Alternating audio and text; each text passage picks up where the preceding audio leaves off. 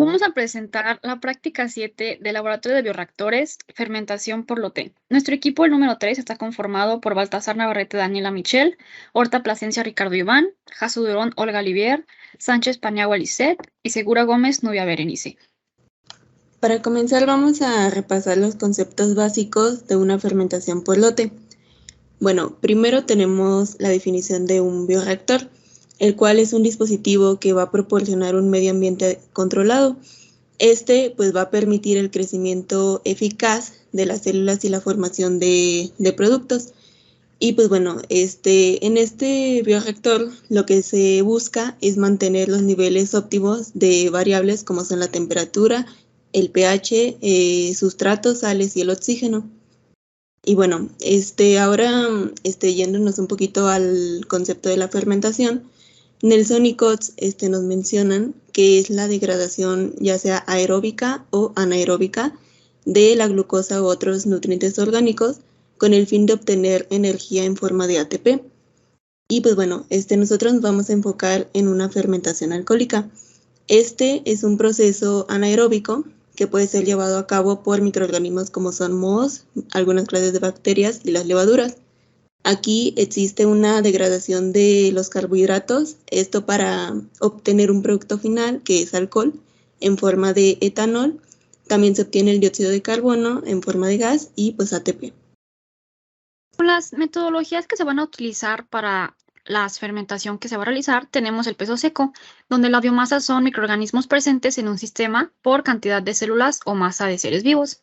Para determinar esta biomasa, las variables más importantes de un bioproceso, su determinación nos lleva a la comprensión de la eficiencia.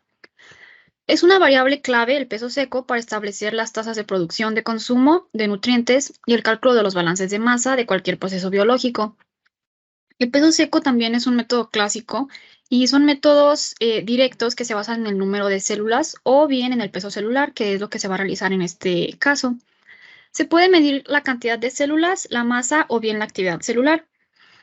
Puede ser cantidad de células que son útiles principalmente para enumerar organismos, como por ejemplo bacterias o levaduras, que es nuestro caso, y también miden la masa o actividad celular que pueden utilizarse para todos los microorganismos. Esto también incluye hongos filamentosos, en los que es difícil cuantificar células individuales. Otra de las determinaciones que se va a realizar pues son los grados Brix, que son muy clásicos para determinar el porcentaje de alcohol. Estos miden el porcentaje de sólidos disueltos que hay en un líquido. Normalmente se mide el porcentaje de grados Brix y con un refractómetro. Se miden con diferentes instrumentos, pero pues este es el más utilizado. De igual manera, los grados Brix no solo relacionan el porcentaje de sólidos, también relacionan el alcohol, el grado de alcohol. Si los grados Brix bajan, los azúcares van a hacer lo mismo en la fermentación y pues por consecuencia el grado alcohólico va a aumentar. Esto indicaría que la fermentación se está llevando a cabo correctamente. La cámara de Neubauer es una manera de conteo celular y de otras partículas, mirado bajo microscopio. Este instrumento es parecido al portaobjetos, con la diferencia de que tiene mayor volumen y es más grueso, y está dividido en varias secciones. La sección que está en el medio cuenta con un rayado fino de cuadrícula 3 milímetros por 3 milímetros, y en total esa sección estará 0.1 milímetros por debajo de las secciones laterales. Así estableciendo de esta manera el volumen fijo colocado en el cubreobjeto. Otro método es el método del ácido 3,5-dinitrosalicílico, que es el DNS. En este método se usa la capacidad reductora que tienen los azúcares para un método analítico para determinar la cantidad que existe de azúcares reductores. Un azúcar reductor es una molécula cuya oxidación puede ocurrir en el carbono anumérico en condiciones alcalinas, formando así una mezcla compleja de ácidos 2, 3, 4 y 6 átomos con átomos de carbono. Y pues bueno, básicamente el principio de este método es una reacción redox entre este reactivo que es el DNS y los azúcares reductores. Entonces, una vez que ocurre la reacción, se puede hacer una lectura en el espectrofotómetro a una longitud de onda de 540 nanómetros. Y pues bueno, también cabe mencionar que para este método se requiere realizar una curva patrón. Esta curva patrón se va a realizar a partir de una serie de diluciones de una concentración conocida, la cual pues se mide en el instrumento y se grafica la concentración versus la respuesta. Y pues gracias a esta curva podemos conocer las concentraciones desconocidas a través de la interpolación o la extrapolación. Para la determinación de la densidad, uno de los métodos utilizados es el uso del pignómetro, que es un método muy preciso. Este utiliza pues un líquido ya conocido, como por ejemplo el agua, que es muy utilizado, el alcohol de cerveza, de vino, entre otros. Y pues usaremos nuestra muestra fermentada, para la cual dependemos de la temperatura en los valores de densidad. Bueno, el densímetro, de acuerdo con Rodríguez en 2015, es la variación de las densidades que nos indican los grados de alcohol en la fermentación que se vaya generando. Los densímetros de inmersión son instrumentos ampliamente utilizados en la industria. Dependiendo de la aplicación, el densímetro es rebautizar, es decir, que el alcoholímetro se mide el porcentaje de alcohol en fábrica y mide porcentajes de azúcares en la cerveza. Y el densímetro Brix es la solución de caña de azúcar para determinar el contenido de grasa y otras propiedades que contengan. Bueno, en el caso del dióxido de carbono, esta levadura, que es la Saccharomyces cerevisiae, es la que vamos a utilizar. Para este caso, nos mencionan que existe, o sea, que sigue dos rutas metabólicas, porque es una levadura, o sea, un microorganismo que es anaerobio facultativo. En este caso puede seguir la fermentación aeróbica, esto para producir el agua y para producir el etanol y el gas CO2, aunque también es capaz de producir los carbohidratos, esto para para obtener la energía necesaria para llevar a cabo sus procesos. Para el caso del KLA, determina la eficiencia de la aireación y también cuantifica el efecto de las variables operacionales sobre el suministro de O2. Estas variables pueden ser las RPM, las VVM, la temperatura, etc. Este método, el método que se utilizó durante la práctica es uno de medición indirecta, que es eliminación de gas. Esto quiere decir que se realizó sin microorganismo antes de inocular. Este método se realiza mediante el burbujeo con nitrógeno cuando la concentración del oxígeno es 0 o cercano a 0, aproximadamente 5%. A partir de ahí se vuelve a proporcionar oxígeno y se anota la concentración proporcionada por la consola a diferentes tiempos para poder estimar esta medición de KLA. Bueno, en los objetivos tenemos primero el objetivo general, es llevar a cabo una fermentación en un cultivo por lote haciendo uso de un bioreactor de tanque agitado.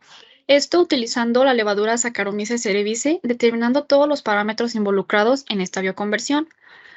Como objetivos particulares tenemos realizar la curva de crecimiento del microorganismo por el método de peso seco y también con el método de conteo en cámara de Neubauer. También determinar los grados Brix para observar el comportamiento de consumo de sustrato, así como la generación de producto, que en este caso es etanol y CO2. Determinar los parámetros cinéticos de la fermentación. Estos son velocidad específica de crecimiento, el tiempo de duplicación, los rendimientos de sustrato, de producto, el KLA, etc. También cuantificar por el método de DNS la cantidad de azúcares reductores presentes en el medio de cultivo con dextrosa, utilizando como sustrato en la fermentación por la levadura Saccharomyces cerevisiae. Y finalmente, determinar el grado alcohólico obtenido en la fermentación por medio del densímetro y también utilizando la pignometría. Bueno, primero tenemos el bioreactor de tanque agitado. Básicamente el principio de este equipo es que opera con sistemas de aireación y de agitación, lo cual va a garantizar una buena transferencia de oxígeno y un mezclado óptimo. También contiene sensores en el interior del recipiente, los cuales permiten mantener valores en los parámetros de interés. Y pues bueno, algunas características es que es de marca Applikon, tiene una capacidad de 6 litros, cuenta con un tanque de agitación, contiene 3 bafles, un difusor de gas, condensador y una hélice para el motor. Tiene sensores de temperatura, pH y oxígeno disuelto. También, bueno, los deflectores se encargan de romper el vórtice generado cuando se mueven. maneja un intercambiador de calor, se calienta el bioreactor con ayuda de una mantilla, esto cuando en base al control Z que se verá a continuación. Y pues bueno, se le pueden colocar hasta 3 impulsores, agitadores, series en forma axial. Y pues para la esterilización se puede usar el autoclave para colocar todo el reactor con el medio a cierta temperatura y presión. Bueno, la consola de el control Applicon es un equipo que recolecta los datos del bioreactor por medio de sensores y que puede ser medido por variables de pH, oxígeno disuelto, espuma y temperatura, además de registrar los valores obtenidos hasta por 72 horas. Al establecer parámetros de control, el equipo puede controlar variables anteriormente mencionadas y el control de pH y espuma se lleva a cabo gracias a las bombas peristálticas del equipo, que van surtiendo el bioreactor en una solución ácida o básica según el control de pH lo requiera o surtiendo algún agente antiespumante en el caso del control de espuma. Para el control de oxígeno disuelto, ayudando a una bomba de pecera que surte el oxígeno al equipo y que controla el paso de aire al reactor. Para el control de temperatura se apoya con una mantilla que conectada al equipo permite aumentar la temperatura en caso de ser necesario. Además de aumentar la temperatura, además de una tubería que actúa como un intercambiador de calor con agua de enfriamiento para disminuir la temperatura del reactor y sus características es que es de marca Applicon, pantalla táctil a color y el almacenamiento local de datos se visualiza hasta de 72 horas. Y muestra de tendencias y gráficos. Cuenta con 3 bombas peristálticas de ácido, base y antiespumante para proporcionar oxígeno al flujo de aire de CO2. Y bueno, después tenemos el flujómetro, el cual es un equipo el cual se le va a conectar una manguera en la parte inferior del tubo hacia el reactor. En este va a medir el dióxido de carbono. Entonces, básicamente el funcionamiento es que se va a suprimir este émbolo, generando así una burbuja, la cual va a subir a través del tubo y se va a medir el tiempo en que tarda en recorrer cierta distancia. El densímetro, bueno, se introduce verticalmente y se cuida que solo esté tocando el líquido y no los bordes del recipiente. Y también se deja en reposo unos cuantos segundos para que flote libre y vertical. Y al observar la escala graduada en el vástago del densímetro y las características, bueno, dice que está formado por varillas de vidrio hueco que presentan un ensanchamiento en la parte inferior llamado bulbo, un vástago que contiene la escala de la medición y un lastre que alberga los perdigones de plomo o de mercurio. El picnómetro es un instrumento cuyo volumen ya es conocido y nos va a permitir pues obtener los resultados de la densidad o del peso específico de cualquier líquido. Esto siempre y cuando tengamos mediante gravimetría a una determinada temperatura que debe mantenerse constante. Dentro de las características tenemos que es un material hecho de vidrio, el volumen ya establecido es de 10 mililitros, sirve para calibración y la marca es Hebeck.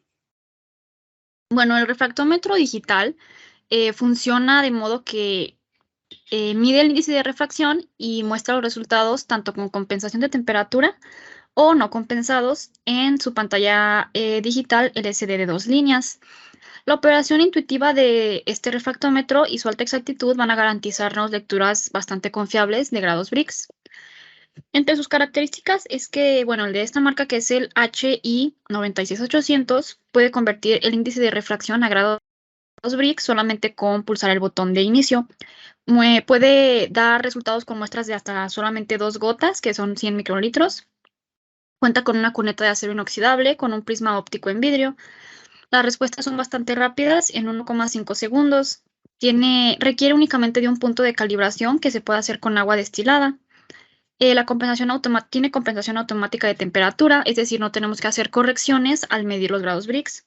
Muestra resultados rápidos y precisos. Tiene una pantalla LCD digital de multinivel. Se apaga automáticamente en caso de que se deje de usar y tiene protección IP65. Bueno, el espectrofotómetro es un instrumento el cual se va a encargar de medir la cantidad de intensidad de luz que es absorbida, transmitida o reflejada, esto por un material de determinada longitud de onda, para así identificar y cuantificar cómo es su energía. Básicamente el principio del dispositivo es que la muestra va a absorber parcialmente los rayos de luz, ya sea ultravioleta o visible, y después el resto de la luz, o sea, lo que es transmitida, se va a registrar como una longitud de onda mediante un detector adecuado. Y pues bueno, este detector va a producir el espectro de UV visible, que va a ser único en la muestra. Y pues bueno, algunas características es de que la absorbancia en la región UV visible es mediante la ley de Beer-Lambert. También que tiene un rango de 200 nanómetros hasta 900 nanómetros, lo cual incluye la zona ultravioleta, la visible y algunas regiones de infrarrojo. También que permite análisis ya sea cualitativos o cuantitativos. Y bueno, también que entre los componentes de está la fuente de luz, un portamuestras, un dispositivo de dispersión y un detector adecuado. Bueno, ahora continuamos con las metodologías y la determinación del microorganismo. Se utilizó una cepa de Saccharomyces cerevisiae que fue cultivada por el docente del laboratorio de bioreactores. Bueno, y dicho microorganismo fue proporcionado por el equipo 2 y 5 en el caldo de fermentación que se realizó anteriormente. El medio con el microorganismo tenía un volumen de 50 mililitros y que estaba contenido en un tubo Falcon, y se llevó la realización de la práctica en una incubación a 25 grados centígrados. La siguiente es el del bioreactor, y la fermentación es llevada a cabo en un tanque agitado de marca Applikon. El recipiente se preparó clausurado las salidas y haciendo las conexiones necesarias con ayuda de cinchos y mangueras de silicón. Se realizó una calibración del pH utilizando buffer de 4, 7 y 10 de pH. El medio de cultivo se preparó 3.5 litros de medio de cultivo con la siguiente composición, que fueron 50 gramos litro de dextrosa anhídrida, 6 gramos de levadura, 0.1725 gramos sobre litro de cloruro de calcio y las demás composiciones de los otros compuestos, y se conectaba a 1 litro del medio de cultivo distribuido en 2 recipientes de vidrio que fue proporcionado por el equipo anterior. Bueno, en la esterilización el medio de cultivo preparado se vació en el bioreactor para seguidamente ser esterilizado en el autoclave. De igual manera se procedió a esterilizar material como puntas de micropipeta, agua estéril, tubos Falcon y recipientes de vidrio. En las condiciones del autoclave fueron a 121 grados centígrados con una presión de 15 psi durante 15 minutos, y después de esterilizar se conectó el bioreactor con los sensores de pH, oxígeno disuelto y la temperatura, controlados por el dispositivo de nuestra consola, que es la EZ Control, así como el motor para el tanque agitado. Y pues bueno, el preinóculo se preparó haciendo uso de la campana del flujo laminar, donde la cepa, que era el starter que conteníamos en el tubo Falcon, lo vaciamos en 2 matraces Erlenmeyer, los cuales ya contenían el medio estéril, que era de 250 mililitros, lo cual se homogenizó bien antes de vertirlos. Y este preinóculo se mantuvo en incubación durante 24 horas a 25 grados centígrados a 120 revoluciones por minuto. Para el caso de la medición del KLA, primero se conecta el sensor de oxígeno y se tiene que asegurarse de que tenga una correcta instalación dentro del sistema de aireación. Después de esto se establece un flujo de aire y se espera que la lectura se estabilice. En este caso el flujo fue de un VVM, que equivale a 4.5 litros por minuto, ya que se hizo antes de inocular y el inocular eran 500 mililitros. Después de esto se deja trabajar el flujo de aire hasta llegar a una lectura del 100%. Una vez que observamos el 100% en la consola, cambiamos el flujo por nitrógeno hasta que el porcentaje baje lo máximo posible o hasta aproximadamente 5%. Una vez que ya está en 5%, de nuevo se conecta el flujo de aire hasta llegar nuevamente al 100% de lectura en la consola. Durante este intervalo del 5 al 100%, debemos tomar las mediciones del porcentaje de oxígeno disuelto aproximadamente cada 3 minutos. Y con estos datos de tiempo contra porcentaje de oxígeno, podemos realizar los cálculos pertinentes para obtener el KLA. Bueno, para la inoculación se realizó todo en zona estéril, en donde básicamente vaciamos el preinóculo que estaba contenido en los matraces Erlenmeyer al bioreactor.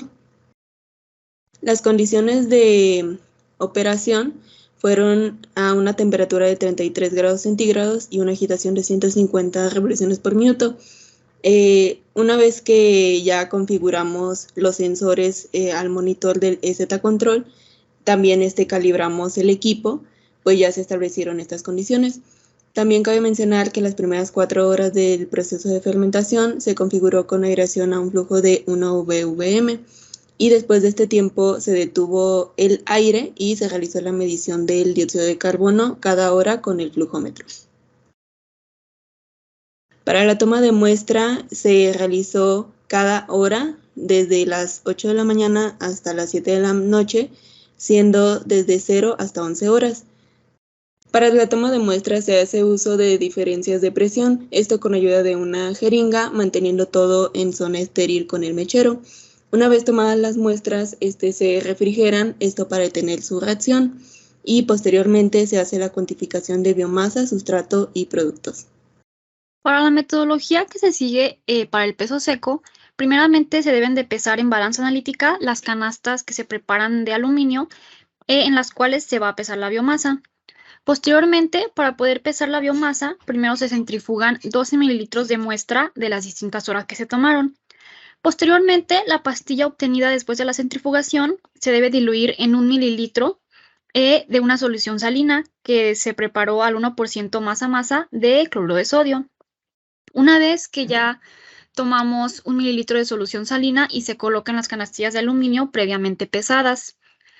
Después de esto, se dejan en un horno de secador durante varias horas con el objetivo de que se evapore todo el líquido presente, toda la solución salina, y nos quede únicamente el peso seco de la biomasa. Esto para obtener cuántos gramos de biomasa se obtienen. Y se vuelve a pesar las canastillas y para obtener pues el peso únicamente se le resta el valor inicial de las canastillas de aluminio al valor final.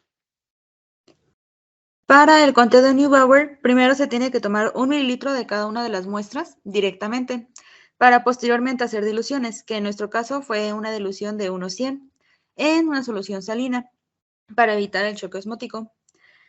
Después se deben de colocar 10 microlitros de esta muestra en la cámara de Neubauer. Para esto nos debemos de asegurar que el objetivo esté bien enfocado exactamente en la parte de los cuadros que vamos a observar, que en este caso va a ser en el objetivo 10X. Entonces visualmente se van a poder observar 25 cuadros.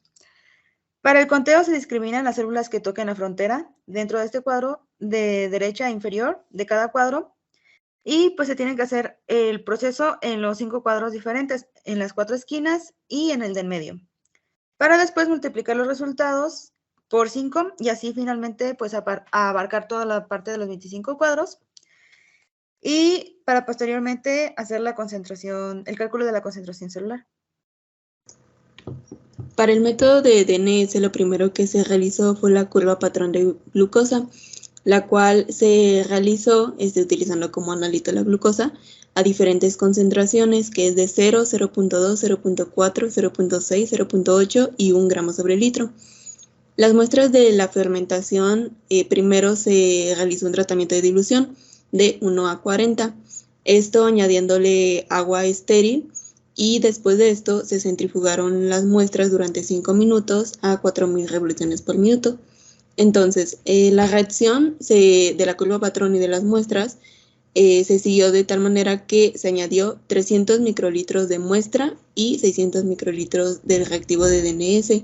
Esto en los tubos Eppendorf, que debían de estar cubiertos con el papel aluminio para proteger la reacción de la luz. Después, los tubos se colocan en un baño termostático o baño María por 10 minutos y después se detiene la reacción con el enfriamiento en hielo por otros 10 minutos. Se agita y se realiza la lectura de absorbancia a 575 nanómetros en el espectrofotómetro. Para la determinación de grados Briggs, lo primero para realizar es una curva de calibración, donde la concentración va en el eje X y los grados Briggs van en el eje Y. Las concentraciones que se utilizaron para la curva fueron de 0 a 50 gramos sobre litro. Y para la solución patrón se tomó el medio de cultivo sin inocular, ya que este tiene una concentración pues justamente de 50 gramos sobre litro. Y a partir de esta se fueron haciendo las diluciones para tener la curva. Para poder realizar las mediciones, se coloca una muestra de aproximadamente 250 microlitros que se toman con una micropipeta y se tienen que colocar justo en el centro del lector del refractómetro digital. Y este nos va a arrojar el resultado directamente en grados Briggs y con corrección de temperatura. Una vez que ya tenemos la curva de calibración, seguimos exactamente la misma metodología del paso anterior para la medición de las muestras desde la hora 1 a la 24. Es decir, de cada muestra tomamos aproximadamente 250 microlitros y la colocamos en el refractómetro. Cabe destacar que estas muestras son el producto, el sobrenadante de la centrifugación que se realizó para peso seco y también usamos pues este sobrenadante. Para el caso del grado alcohólico, lo que se debe de hacer es consultar en las tablas tabuladas que relacionan directamente los grados Briggs con el porcentaje de alcohol. Y de este modo, con la medición de cada muestra, simplemente consultamos con la tabla adecuada y convertimos el grado Briggs a su respectivo porcentaje de alcohol. Para la picnometría, primero se tiene que pesar el picnómetro en vacío y después se tiene que llenar con agua destilada hasta el tope. Esto para poder pues, registrar su peso. Y luego se va a llenar con el líquido problema y se registrará nuevamente el peso para poder saber las diferencias. Para que sean válidas estas determinaciones, es muy importante tomar en cuenta que se debe hacer a la misma temperatura. Para el densímetro se utiliza para medir el porcentaje de alcohol y determinar la presencia de él. Bueno, y se tomaron en una probeta de 100 mililitros, se tomó la muestra y se coloca de tal manera que no toque ningún borde y se le da una ligera vuelta al vástago con la parte que no está cubierta. Y se tomaron 2 muestras, que fue la de la primera hora y la de la hora número 24 de nuestra fermentación. Y posteriormente la lectura en la tabla de reportados por la empresa Weinberg para determinar la concentración de etanol a partir de los grados Briggs. Para el dióxido de carbono, básicamente lo que se realiza es que la manguera que tiene el flujómetro se conecta al filtro del intercambiador de gases del bioreactor. El émbolo que está en la parte inferior del dispositivo se usa para crear una burbuja. Entonces se va a tomar el tiempo que tarda en ascender la burbuja, cierta distancia que el flujómetro la marca, de 1 hasta 10. Peso seco y para parámetros cinéticos de la mu, velocidad de crecimiento específico y el tiempo de duplicación. Con la curva de crecimiento que obtuvimos para los parámetros del tiempo de duplicación y velocidad específica de crecimiento, justamente son estos los resultados que obtuvimos. Tenemos en la columna 1 las horas aproximadas que se tomaron las muestras. En la segunda columna tenemos el peso del aluminio en miligramos. La siguiente es el peso final, ya de la canastilla, junto con la biomasa ya después de su evaporación. En la siguiente columna tenemos el peso solamente de la biomasa, restando los pesos de las columnas anteriores. En la siguiente tenemos el peso de la biomasa en medición de miligramos sobre mililitro. Esto considerando que todas estas muestras las tomamos de una pastilla que sería de 12 mililitros de muestra. Por lo tanto, dividimos el resultado entre 12 y así obtuvimos esta columna. Para la obtención de la mu, de la velocidad específica de crecimiento, lo único que realizamos lo realizamos directamente con la fórmula, como el logaritmo natural puede ser la división a la resta. En nuestro caso lo hicimos con la resta del logaritmo natural en el caso del tiempo cero. Sería el logaritmo natural de la biomasa en el tiempo cero menos el logaritmo natural de la biomasa, un logaritmo natural de la biomasa en el tiempo 1 menos el logaritmo natural de la biomasa en el tiempo 2. Y todo este término sobre la diferencia del tiempo 1 menos el tiempo 0.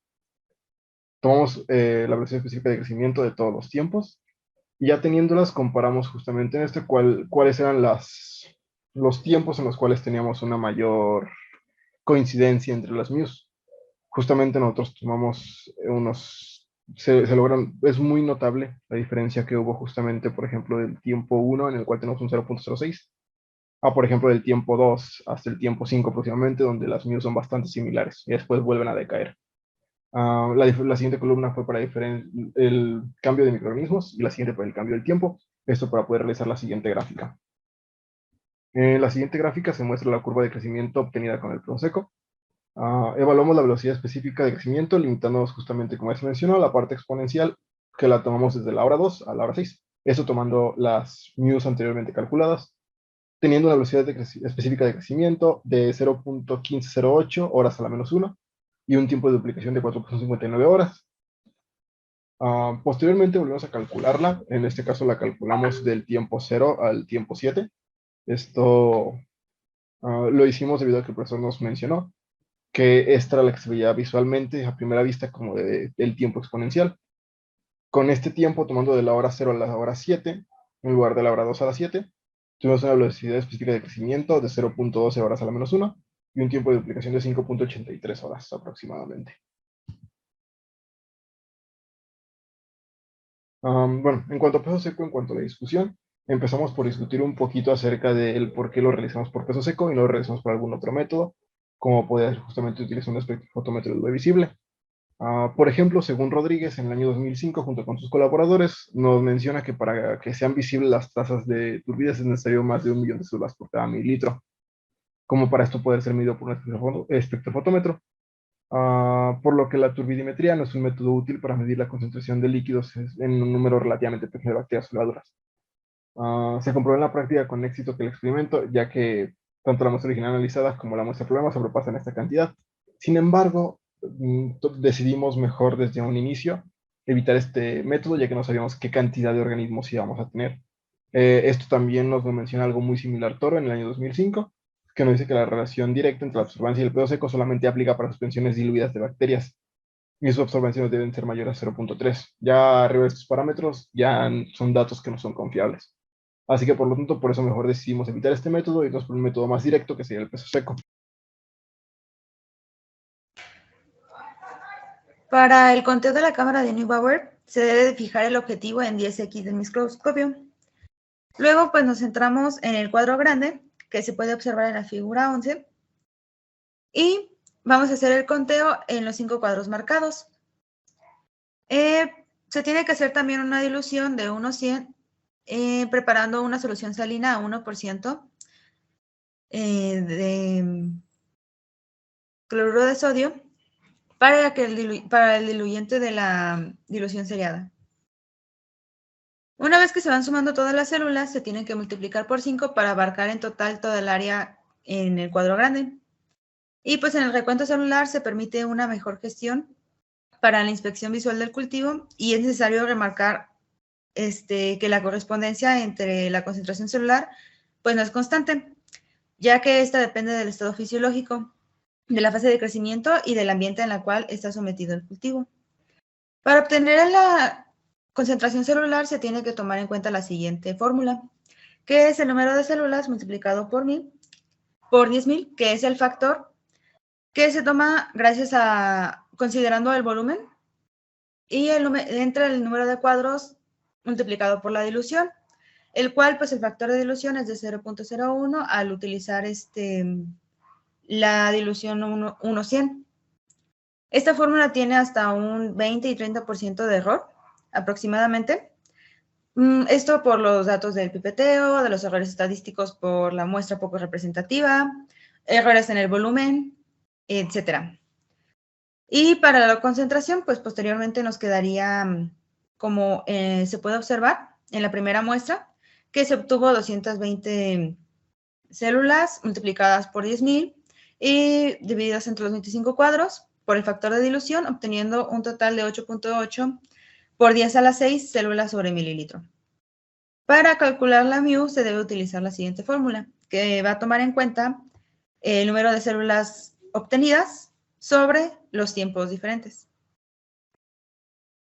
Y estos son los resultados que obtuvimos. Ahí se muestra pues el número de la muestra, el tiempo en cuestión de horas transcurrido, la concentración celular en cuestión de células sobre mililitro.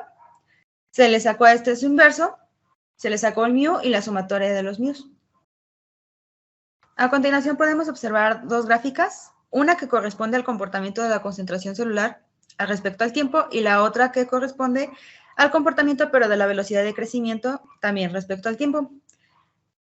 Es necesario determinar la fase de crecimiento, cuándo inicia y cuándo termina, pero no es tan fácil reconocerlo o ubicarlo solamente con el comportamiento de la concentración celular.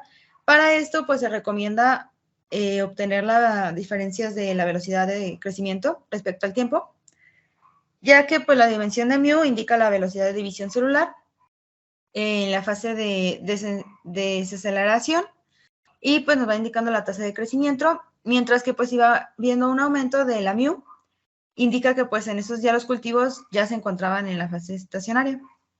Y bueno, también como podemos observar en las gráficas, se vio un comportamiento como fase exponencial aproximadamente a las primeras 7 horas, como podemos ver en la figura 13. Esto pues nos va a ayudar muchísimo a sacar la velocidad específica de crecimiento, ya que pues ese es el inicio o el tiempo que vamos a considerar para la fase exponencial, y después de las 7 horas consideramos que hubo una disminución, por lo cual ya entraría a la fase de división celular o la parte de estacionaria. Ahora también para determinar, otro método para determinar la velocidad específica de crecimiento de manera directa, pues tenemos la velocidad específica de crecimiento de biomasa, tenemos la ecuación que relaciona el logaritmo de las células, es igual a la velocidad, o sea, mu, por tiempo más logaritmo natural de la x0. Esto, como vemos, tiene la forma de una ecuación de la recta, donde la pendiente es directamente la velocidad específica, es decir, la mu. Entonces, tabulando estos datos, que es los que necesitamos es el tiempo como en eje X y el logaritmo de las células, de la concentración celular en el eje Y, tenemos la siguiente tabla, que a su vez nos va a arrojar la siguiente gráfica. Como vemos en esta gráfica, tenemos la velocidad específica de crecimiento con una R pues más o menos aceptable, aunque sí existe una cierta dispersión. Tenemos que la velocidad específica de crecimiento es de 0.3883 sobre hora y el tiempo de duplicación lo sacamos con el logaritmo de 2 sobre la mu, que nos da un tiempo de duplicación de 1.785 horas. Ahora, se estima que la fórmula que se empleó para Neubauer tiene pues errores de hasta 20 o 30%, y estos se dan pues casi siempre en el pipeteo, errores estadísticos por ser la muestra muy poco representativa o errores del volumen de muestra introducido en la cámara, por lo que a esto le podemos atribuir la diferencia de valor obtenido con respecto a otros métodos, como fue el de peso seco. Ahora, con los datos que obtuvimos de la velocidad específica y del tiempo de duplicación, pues de acuerdo a Peña en 2009, el tiempo de generación de la Saccharomyces cerevisiae es de aproximadamente 90 minutos o bien 1.5 horas. Esto pues está bastante cerca del resultado que obtuvimos con el conteo de cámara de Neubauer. Sin embargo, está un tanto alejado del valor obtenido con peso seco, ya que dio de 4.59 horas. Esta discrepancia pues puede ser debida a la diferencia entre la realización de los mismos métodos y las diluciones que se le aplican a las células. Hay que considerar también que para el caso del peso seco, la biomasa se obtiene en unidades de gramos sobre litros, mientras que para Neubauer se obtiene en células sobre mililitros. Por lo tanto, Neubauer, estas unidades casi siempre son más recomendables para cinéticas de crecimiento microbiano, y pues lo podemos comprobar ya que obtuvimos un tiempo de duplicación pues muy referente con la bibliografía.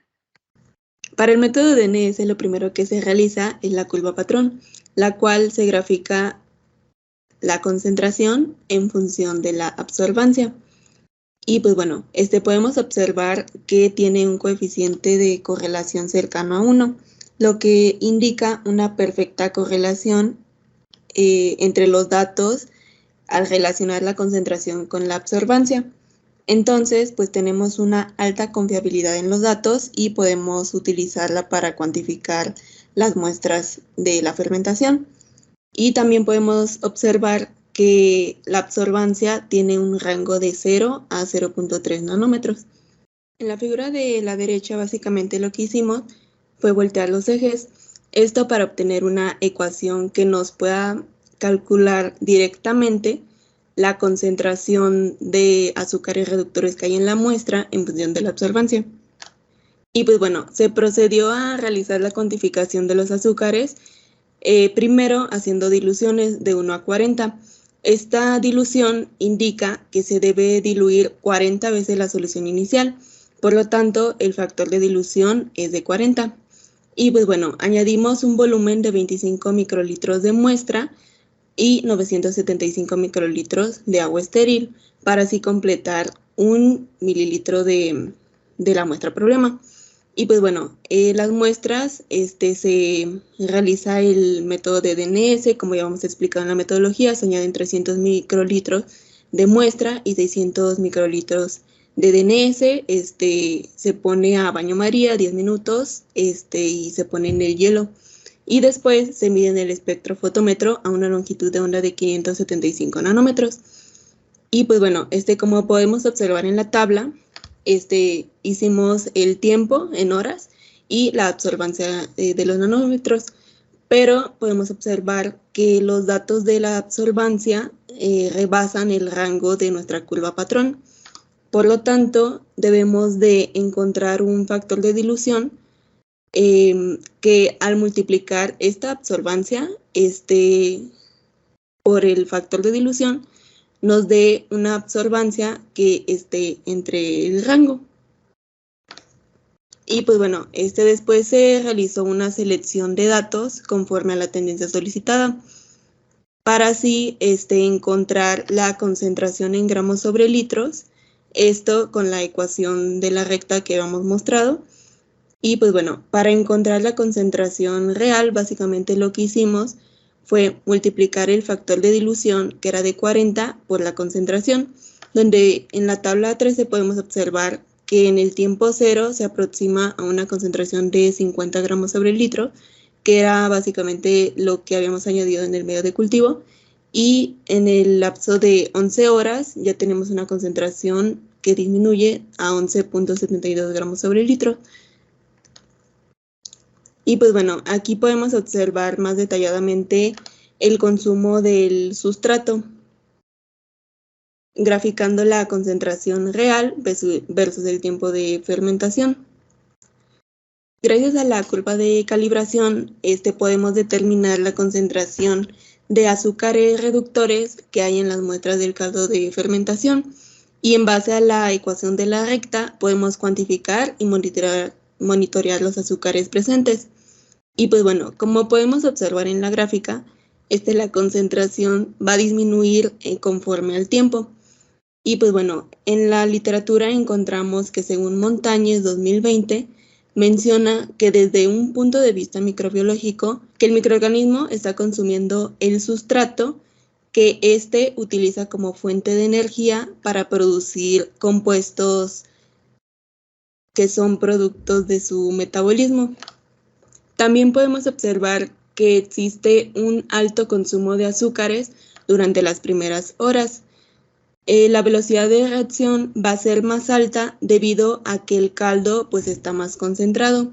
También encontramos que según Tena y Horin en el 2006 mencionan que cuando la velocidad de reacción es más lenta se debe a que se disminuye significativamente la concentración del sustrato, aunque también pueden influir otros factores como es el aumento de la concentración del producto, cambios del pH, la inactivación de la enzima, etc.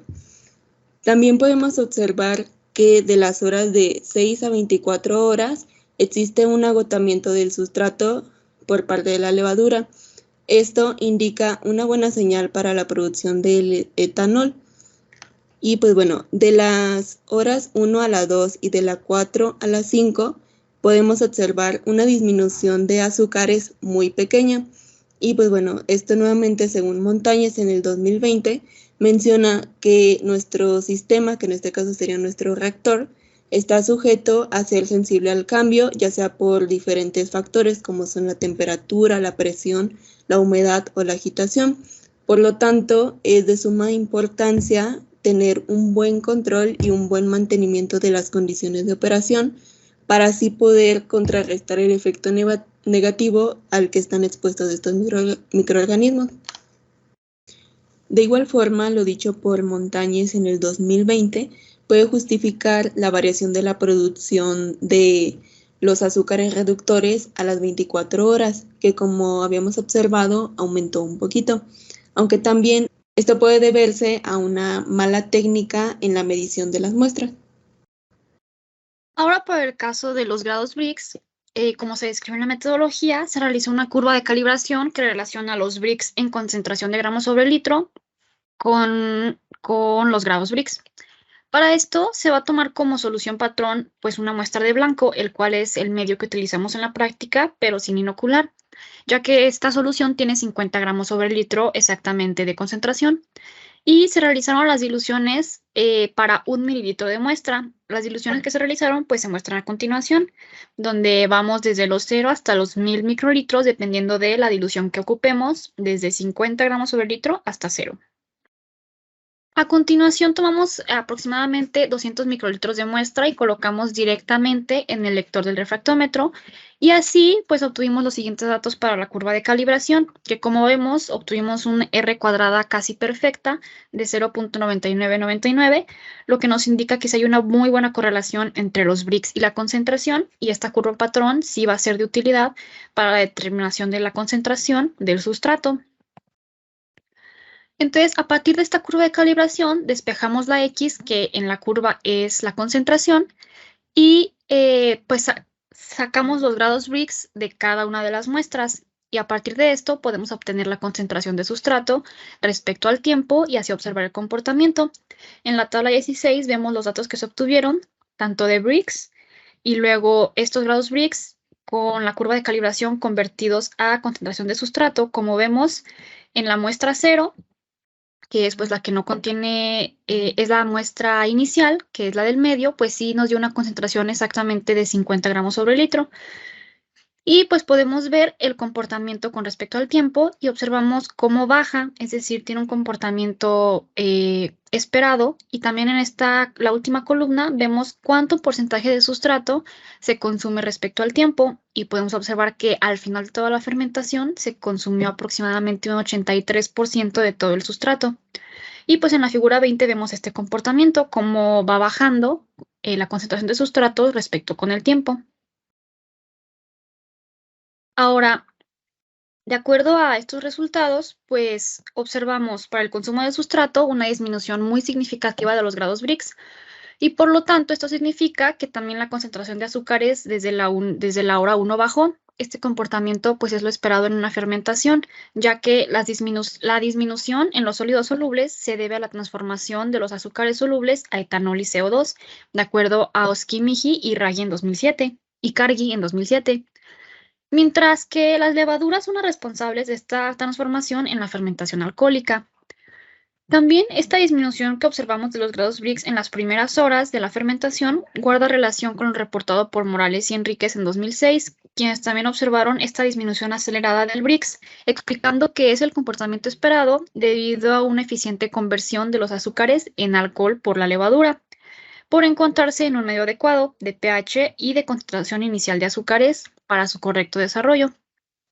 También tenemos que en una fermentación alcohólica es muy importante la concentración inicial de azúcar en el medio, ya que esto va a influir directamente en la producción de CO2 y de etanol, y también en la velocidad del proceso de producción de etanol, de acuerdo a Lucero en 2015. Ahora tenemos igual los resultados de grados Brix, pero para el producto, que en nuestro caso es el etanol. Para este caso, los grados Brix también son una medición que se puede transformar en porcentaje de alcohol, de acuerdo a la tabla que ya se mencionó de Wine and Beer en la metodología. Podemos observar que en esta tabla existe una relación directa entre los grados alcohólicos y los Brix. De este modo, con los resultados ya reportados de las mediciones por hora de todos los grados Brix, pues calculamos el grado alcohólico correspondiente en la tabla. Posteriormente, para poder observar cómo aumenta el grado alcohólico en la fermentación o cómo es el comportamiento, vamos a restar el grado alcohólico inicial, es decir, el de la muestra 0. Vamos a irle restando el siguiente valor para observar un comportamiento de la producción de etanol. Y pues aquí tenemos graficado la tabla anterior, donde podemos observar el porcentaje de alcohol que está en litro sobre litro, es decir, litro de alcohol por litro de medio. Y pues aquí observamos un comportamiento justamente como se espera, ¿no? En una fermentación donde se supone que, como ya lo comprobamos, tanto con DNS como con Brix, al bajar el sustrato, significa que la levadura está trabajando con él y produciendo metabolitos, que en este caso es el alcohol.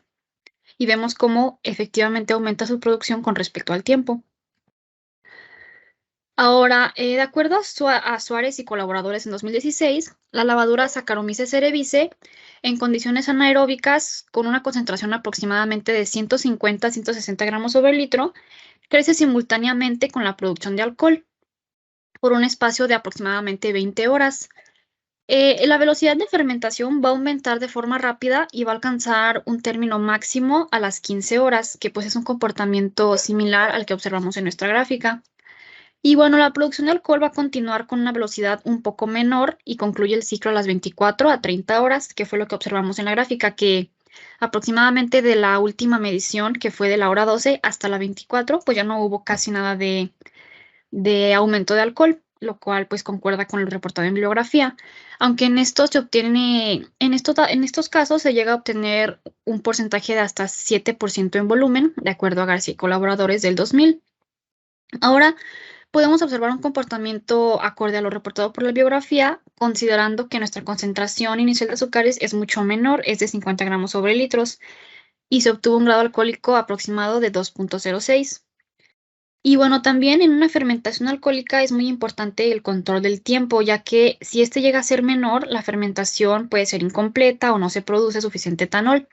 Esto puede ser debido a que la levadura pues no habrá consumido la totalidad de los azúcares que hay en el medio, pero en este caso, observando pues las rectas de consumo de azúcares y la de etanol, pues vemos que no ocurrió esto, es decir, no hubo ninguna especie de inhibición, sino que los azúcares se consumieron y al mismo tiempo se fue produciendo etanol. Ahora, para el caso de la picnometría, se hizo el cálculo de la densidad, tomando en cuenta pues la fórmula general de la densidad, que es masa sobre volumen, y tenemos los datos de la diferencia de las masas, que es la diferencia del peso del picnómetro menos el peso del picnómetro, pero con la muestra. Esto nos va a dar el peso líquido, mientras que para el volumen, pues este va a corresponder a 10 mililitros, quedando la densidad en unidades de gramos sobre mililitro. Y como podemos observar en la gráfica, en la tabla 18, los valores que obtuvimos fueron bastante fluctuantes y con disminuciones y aumentos en diferentes puntos. Bueno, para la picnometría, en la fermentación, el análisis de la densidad, pues nos permite la evaluación del grado de la fermentación del mosto. Pues esto nos va indicando prácticamente cuánto azúcar se ha convertido en alcohol y dióxido de carbono durante este proceso. Y generalmente, de acuerdo a Blaumbrandt, tenemos que tener una densidad inicial de 1.054 gramos sobre mililitro. Si la levadura trabaja correctamente y como se espera, pues se obtiene una densidad aproximada de 1.012 gramos sobre mililitro. También esto mismo lo corrobora Barrera en 2021, el cual nos indica que también una densidad final baja nos indica que pues ha bajado la cantidad de azúcares, por lo que ha aumentado también a la vez la cantidad de alcohol. En nuestro caso, en la parte experimental, al momento de utilizar el picnómetro, pues no se mantuvo la misma temperatura, no se tuvo como control de ese aspecto que es tan importante como ya antes lo mencionamos, y pues además se tuvieron como descuidos en algunos otros aspectos, por lo que nuestros datos no son del todo claros o inferimos que es así debido a estas razones. Y pues no corresponden con la bibliografía consultada, ya que el comportamiento esperado pues es una baja de las densidades, debido pues a esto del consumo de azúcares y al aumento del alcohol. Sin embargo, pues nuestros resultados fueron bastante fluctuantes y tuvimos diferentes densidades mayores y menores. Pero a pesar de esto sí vimos una diferencia, ya que la densidad final sí es menor a la densidad inicial, como había marcado la bibliografía consultada. Y bueno, para el caso de los rendimientos, vamos a tomar primero el caso de biomasa sustrato con las ecuaciones de que el rendimiento aparente de biomasa sustrato es igual a la diferencial de la biomasa entre la diferencial del sustrato. Pero para el caso de los datos que nosotros tenemos, podemos considerar las diferenciales como deltas de biomasa y de sustrato. Entonces tenemos que el rendimiento aparente es está dado en gramos de biomasa por litro sobre gramos de sustrato por litro. Esto finalmente nos va a dar una unidad de gramo de biomasa por gramo de sustrato. Esto cabe recalcar que es para el caso del peso seco, donde la biomasa está en unidades de gramos sobre litro. Ahora esta ecuación con las deltas la podemos despejar para obtener una ecuación de la recta de la forma y igual a mx más b, o en este caso únicamente mx, ya que no habrá intersección, y vemos que la curva nos va a quedar de la siguiente forma, que es el delta x es igual a la m, que va a ser el rendimiento, por, en nuestro caso, el eje x será la delta de sustrato, y como podemos ver, la m, es decir, la pendiente, va a ser directamente el rendimiento. Para el caso de la biomasa sustrato, en el primer caso vamos a usar los datos obtenidos de concentración de biomasa con peso seco y también vamos a usar la concentración de sustrato con grados Brix. Así podemos calcular el rendimiento de biomasa sustrato con la ecuación de la recta ya presentada, donde los datos que no habíamos calculado son los deltas, que los presentamos aquí en la tabla 19. Entonces, una vez tabulados y graficados estos datos, pues obtenemos la figura 22. Siguiendo lo que se estipula en la metodología de peso seco, la determinación de la biomasa, la fase exponencial va a ser, en nuestro caso, del tiempo 0 al tiempo 7. Y así tenemos este rendimiento de biomasa que, de acuerdo a la ecuación, podemos ver la tendencia de que sí, es decir, la pendiente sí es efectivamente negativa. Entonces, de acuerdo a esta ecuación obtenida, tenemos un rendimiento biomasa sustrato de 0.1015 gramos de biomasa por cada gramo de sustrato. De igual forma, se siguió el mismo procedimiento para calcular el rendimiento de biomasa sustrato, pero en este caso utilizamos el sustrato de los resultados del método DNS y la biomasa de igual forma del peso seco, obteniendo los siguientes resultados, como se muestra en la tabla. Para graficar el rendimiento de biomasa sustrato utilizando los datos del peso seco y DNS, también se realizó la siguiente gráfica, en donde la fase exponencial se utilizó del tiempo 0 al 5. Y de acuerdo con la gráfica obtuvimos el rendimiento que corresponde a la pendiente, en este caso es de 0.0688 gramos de biomasa sobre gramos de sustrato. Ahora, de acuerdo a lo obtenido, pues según Beltrán y colaboradores en 2002, hay ciertos factores que deben tomarse muy en cuenta para el crecimiento y desarrollo de una levadura en una fermentación, es decir, para ver un crecimiento adecuado de biomasa en una fermentación. Algunos de estos factores pues son la presión osmótica, ya que el estrés osmótico pues puede causar una disminución en el volumen celular. Esto afecta también a la velocidad de fermentación y la viabilidad de las células, de acuerdo a CEO en 2005. También la temperatura es un factor importante, ya que la temperatura no debe alejarse mucho de las óptimas de la levadura. Las temperaturas muy altas pues pueden ocasionar una disminución en la biomasa, y esto puede ser producto de un descenso en el contenido de proteínas, y las temperaturas muy bajas, por el contrario, pueden provocar estados de latencia en la célula, lo que detiene su desarrollo. Otro factor también es la desecación. Otro factor es la luz. Esta puede llegar a ser perjudicial para los microorganismos que carecen de clorofila o cualquier otro pigmento que les permite usar la energía en las radiaciones del proceso de fotosíntesis. De acuerdo con el pH, también es un factor importante, ya que debe de ser óptimo. De acuerdo a Lee y colaboradores en 2003, la levadura se desarrolla mejor la levadura Saccharomyces se desarrolla principalmente entre pH 5 y 6. Y las levaduras pues tienen la ventaja de que soportan medios más ácidos.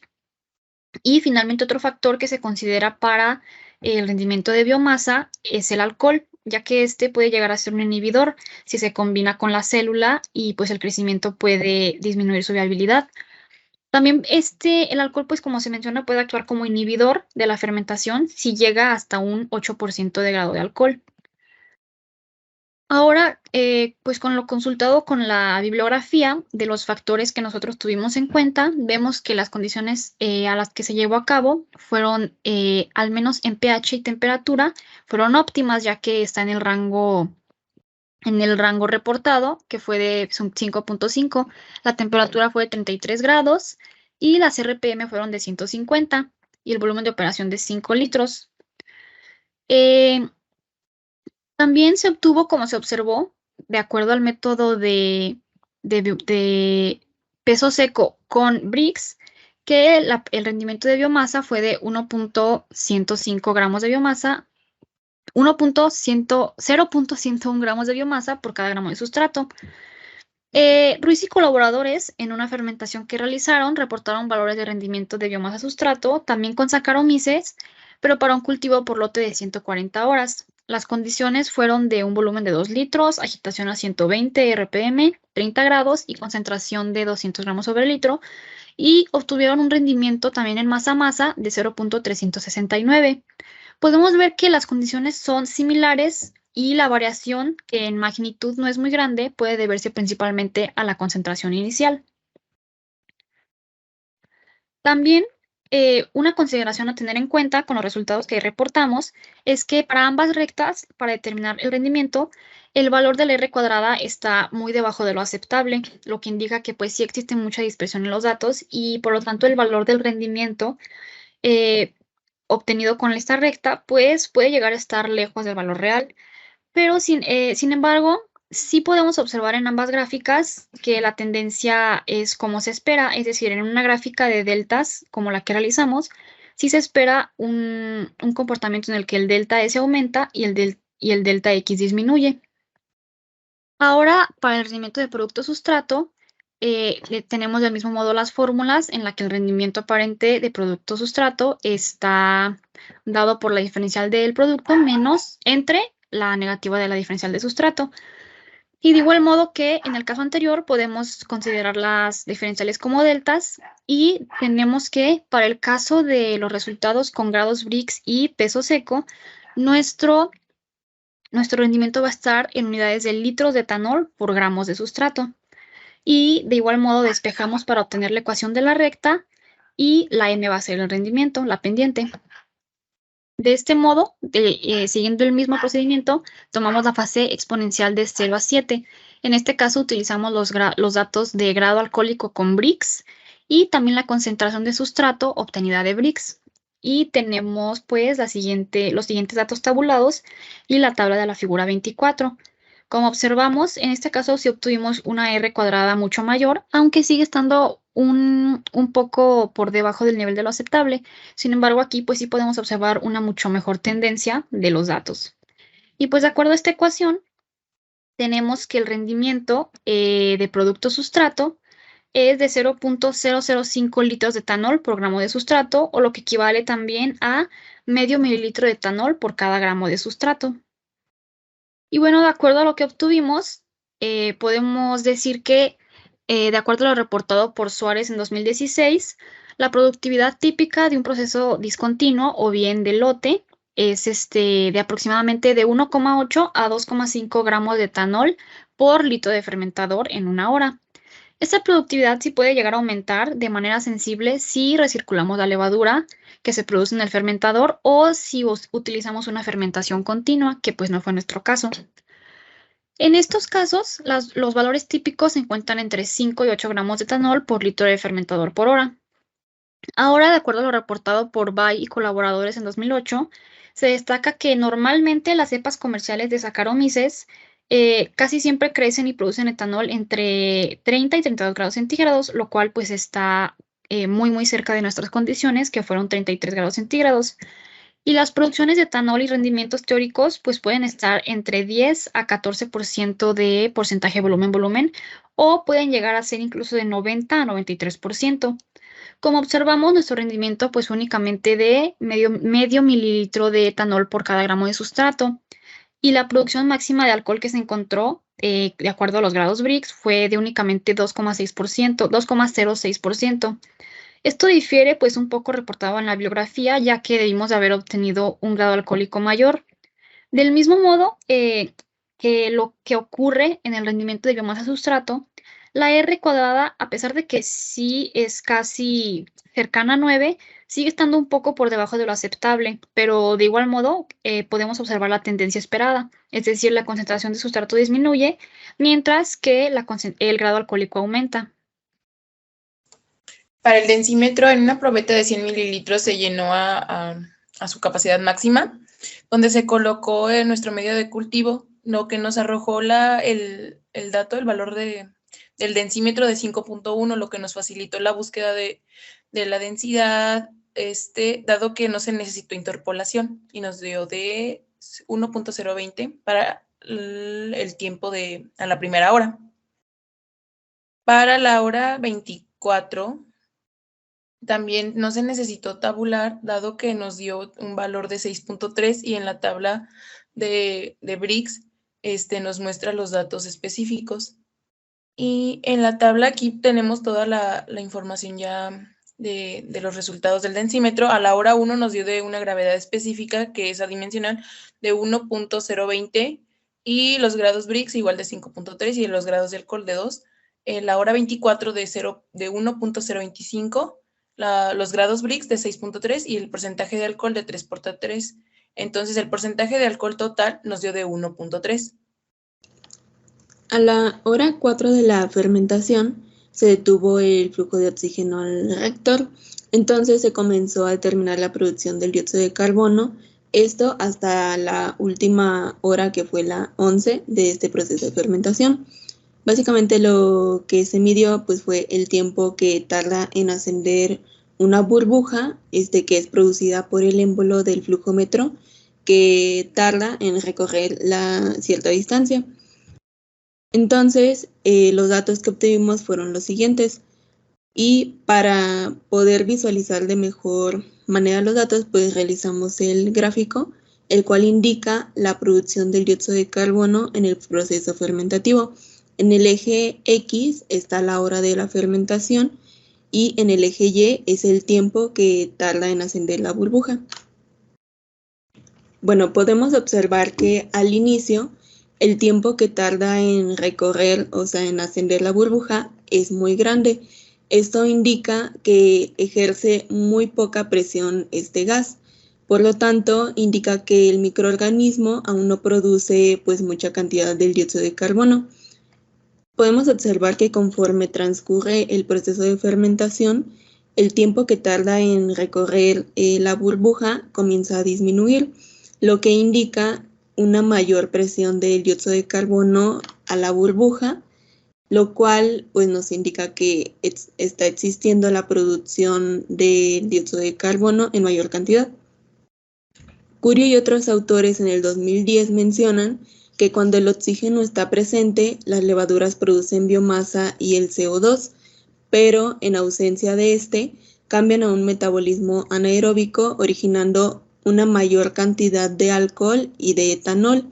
Esto puede indicar el por qué hay un cambio drástico en la hora 4 a la hora 5, que corresponde a la primera hora del crecimiento sin oxígeno, debido a que, como ya mencionamos, se eliminó el flujo de oxígeno en el reactor. Y pues bueno, de la hora 10 en adelante, el tiempo que tarda en recorrer la burbuja del flujómetro sube un poquito. Esto puede indicar que la producción del dióxido de carbono empieza a disminuir, por lo tanto el microorganismo pues ya no lo produce tanto porque se está agotando el sustrato, por lo tanto pues ya no está produciendo el dióxido de carbono.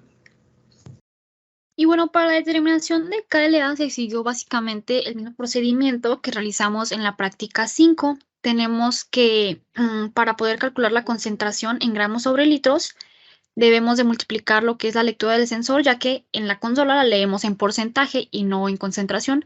Entonces, esta lectura tenemos que multiplicarla por la concentración de saturación entre el 100%. Ahora, existe una manera de encontrar esta presión de saturación. Es a partir de la ley de Henry, que nos muestra la solubilidad de un gas en un líquido es proporcional a la presión parcial de este gas. En nuestro caso, lo que nos va a determinar va a ser la presión parcial del aire, con la siguiente fórmula, que donde vemos lo que nosotros ocupamos es la CL asterisco, la concentración de saturación. Para poder calcular cuál es la solubilidad de oxígeno en el medio, primero hay que encontrar la presión parcial del oxígeno, como se menciona. Sabemos que su composición es aproximadamente de 21% y tenemos que la latitud en Silao es aproximadamente de 1800 metros sobre el nivel del mar. Entonces calculamos con la fórmula cuánto es la presión real, que es de 0.804 atmósferas. Ahora sí que tenemos este valor, pues procedemos a calcular la presión parcial, que es este dato. Esta es la presión total, la de 0.8 es la presión total por su fracción molar, que es 0.21, y obtenemos pues la presión del aire. Ahora la constante de Henry, a la temperatura en la que lo manejamos, que estábamos aproximadamente a 23.3 grados, de acuerdo a la tabla 9.1 del libro de Doran en 2013, es de 23.52. Entonces, únicamente lo que queda es despejar la concentración de saturación de la fórmula antes descrita. Ya tenemos todos los datos, que es la presión parcial y la constante de Henry, y obtenemos que la concentración de saturación es 7.2 por 10 a la menos 3 gramos sobre litro. Ahora que ya obtuvimos este valor, pues únicamente sustituimos en la ecuación y ya podemos obtener la concentración en unidades de gramos sobre litro, ya no en porcentaje. Ahora las condiciones para las que se está determinando este KLA es de 150 RPM y un VVM que es equivalente a 4.5 litros por minuto. No es el volumen de operación completo porque cuando realizamos esto de KL aún no inoculábamos y el inoculo era de 500 mililitros. Entonces, recordando que en este momento no tenemos inóculo, es decir, no tenemos microorganismo, la parte del Q2X pues va a valer 0 en la ecuación. Entonces tenemos la ecuación para el KLA. Como vemos es una ecuación diferencial. La resolvemos y sabemos como condición inicial que cuando el oxígeno disuelto se elimina completamente, la condición es que la concentración al tiempo 1 es igual a 0 y el tiempo 1 también es 0. Entonces la ecuación nos queda como se muestra en esta última, que como vemos es la ecuación de una recta que tiene la forma de mx más b. Y bueno, con estas fórmulas ya deducidas, procedemos a calcular primeramente la concentración y lo que es el eje y de nuestra curva. Y aquí tenemos los datos de la tabla 24. Ahora con estos datos, pues obtenemos lo que es la recta para KLA. Y como vemos en la fórmula, la pendiente es directamente el KLA. Y en este caso es de aproximadamente 0.1923 por sobre minuto. Y para terminar esta parte de resultados de discusión, graficamos los resultados de biomasa y de sustrato, haciendo una comparación de estos para observar así las tendencias que se generaron. En el caso de la biomasa utilizamos el peso seco, esto debido a que nos proporcionó una mejor tendencia en los datos. En el caso del sustrato graficamos los de DNS, pero de igual forma en los grados Brits podemos observar un comportamiento similar. Y pues básicamente en esta gráfica podemos observar las tendencias que siguen durante el proceso de la fermentación. En el caso del sustrato, este disminuye debido a que el microorganismo lo produce, debido a que el microorganismo lo consume, y esto en función de que comienza a crecer, generando así la biomasa. Bueno, ya casi para cerrar, la conclusión. A lo largo de esta práctica se hizo uso de un bioreactor de tanque agitado para generar una fermentación alcohólica haciendo uso de Saccharomyces cerevisiae.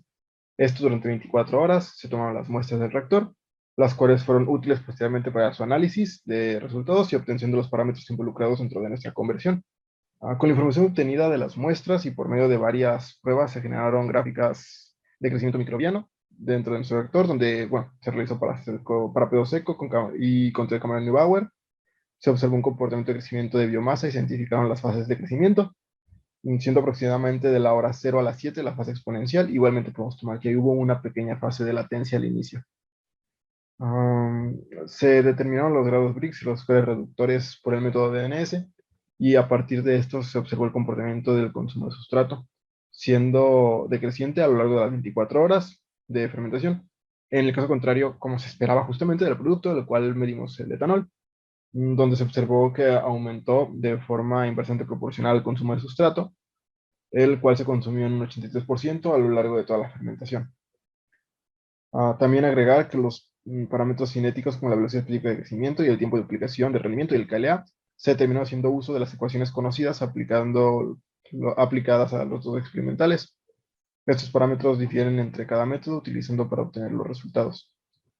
se obtuvo un porcentaje de etanol del 3.3% mediante la densidad al tiempo final de la fermentación, mientras que debido a la medición incorrecta del pignómetro se obtuvieron resultados poco coherentes y por lo tanto no los tomamos en cuenta. Mejor tomamos en cuenta este, que fue el 3.3%.